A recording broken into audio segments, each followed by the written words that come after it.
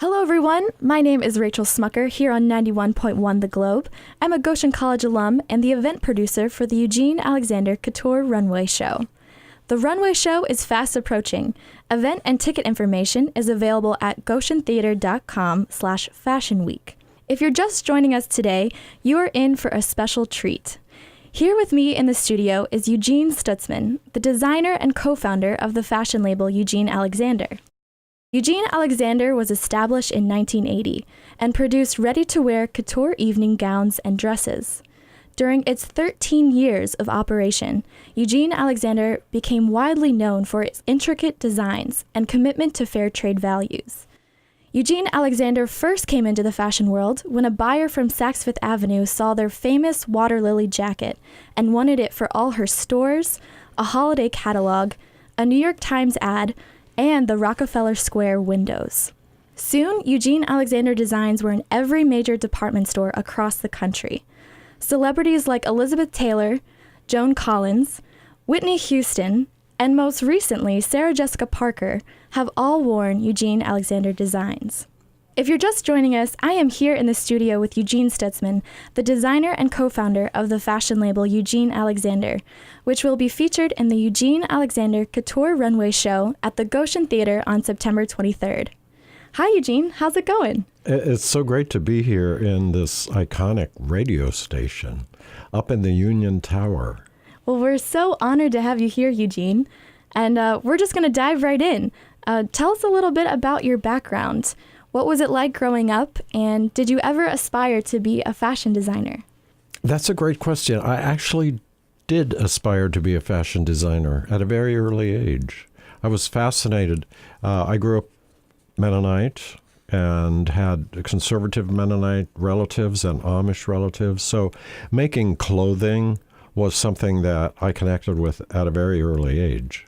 The treadle sewing machine, which fascinated me, the way it operated. And my mother taught me how to use it. And I would make these fantastic costumes for my sisters, and we would put on plays. And yeah, so I had at an early age, growing up in this kind of austere Holmes County, Ohio, I did have aspirations to do something in the visual arts. I knew it was going to be in the visual arts. And although I did not at the time exactly understand where the path would take me. Mm-hmm. And you ended up coming to Goshen College and studied art education here. So how does that feel to be coming back to this area to share your collection with this community?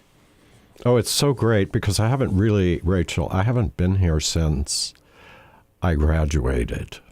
I took a 5-minute campus tour in the 80s when I was here, but I haven't really been back on campus. And I found the tree that I, with other students, planted during the J. Lawrence Burkholder inaugural ceremonies.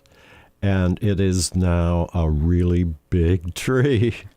It's beautiful. When I came here, the Schrock Plaza was brand new. The art department had just moved into the old library, and the good library was new. So I see such change, and the campus is gorgeous. Well, we're very honored to have you here, Eugene, and welcome you home to Goshen, and specifically to Goshen College's campus. Let's talk a little bit about your career in the fashion industry. How did you get started?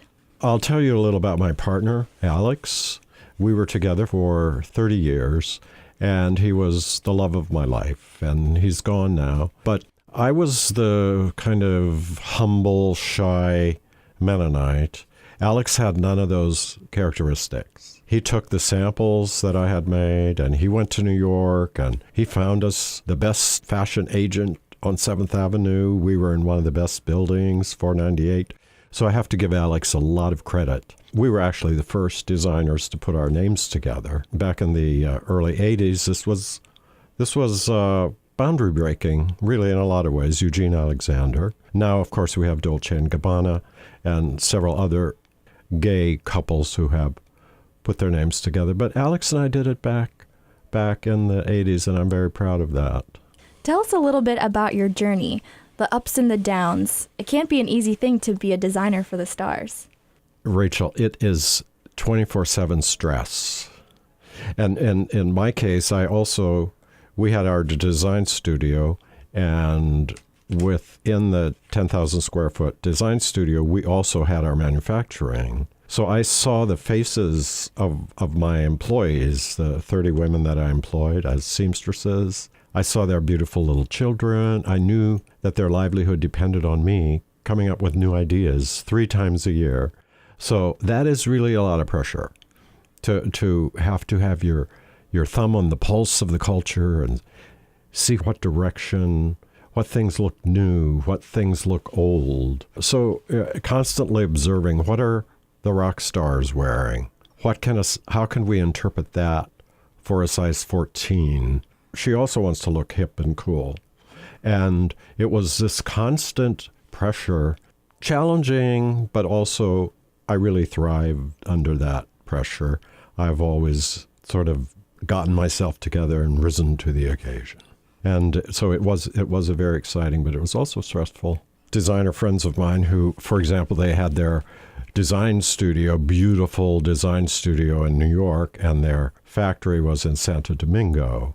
They didn't see the faces of Carmela and her little daughter, and she had to have a job, and you had to employ her. So it was maybe in some ways easier, in some ways more difficult to operate not only a design studio, but also the production facilities. Talk to us about some of the people that influenced you. I had a really wonderful mother.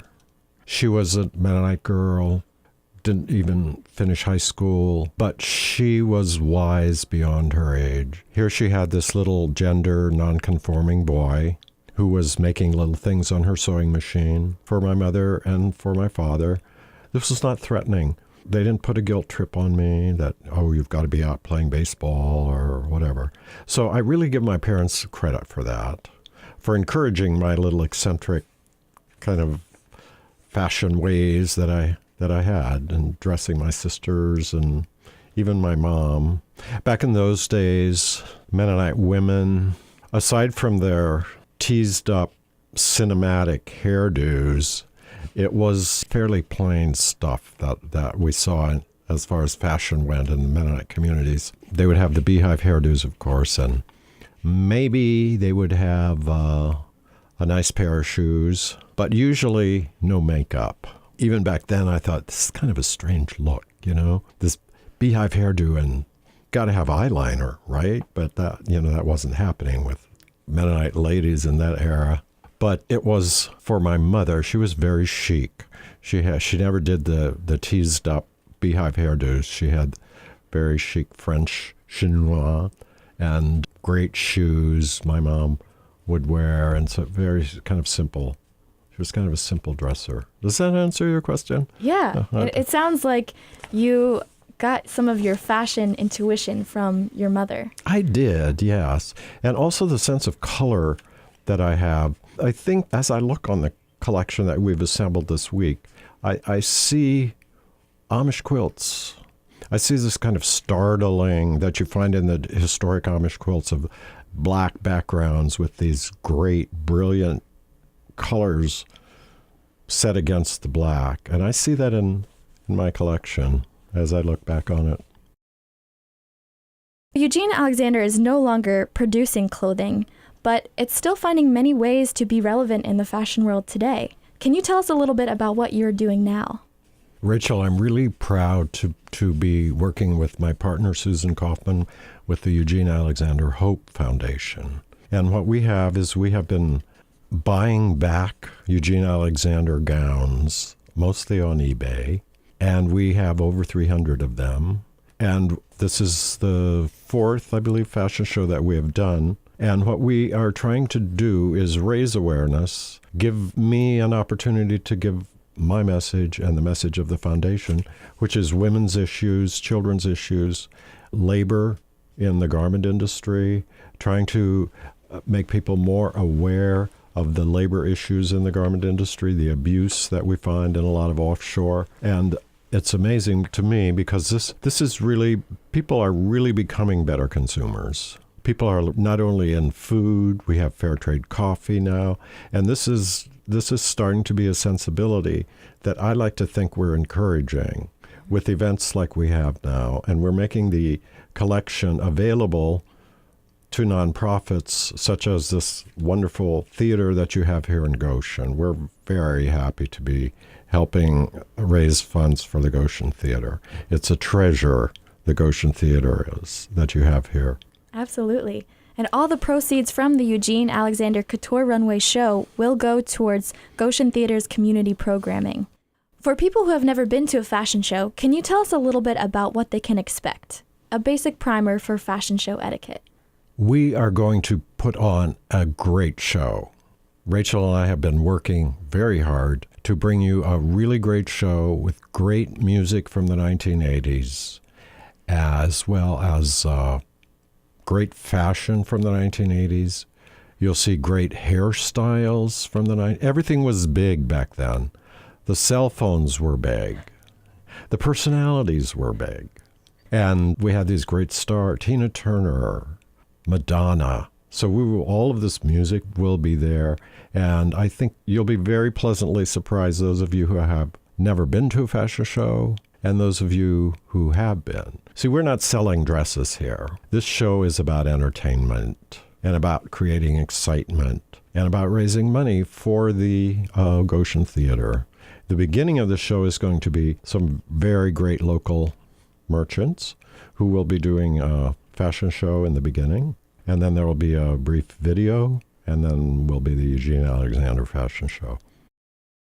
Eugene, we're so honored to have you here in the studio on 91.1 The Globe. Is there anything else you'd like to say? I am hoping to meet a lot of you at the after party, and classmates of mine, Goshen, class of 73, hope to see you there. Well, on behalf of Elkhart County, we are very excited and honored to have you here, Eugene, and we cannot wait for the show. Thanks for joining us today.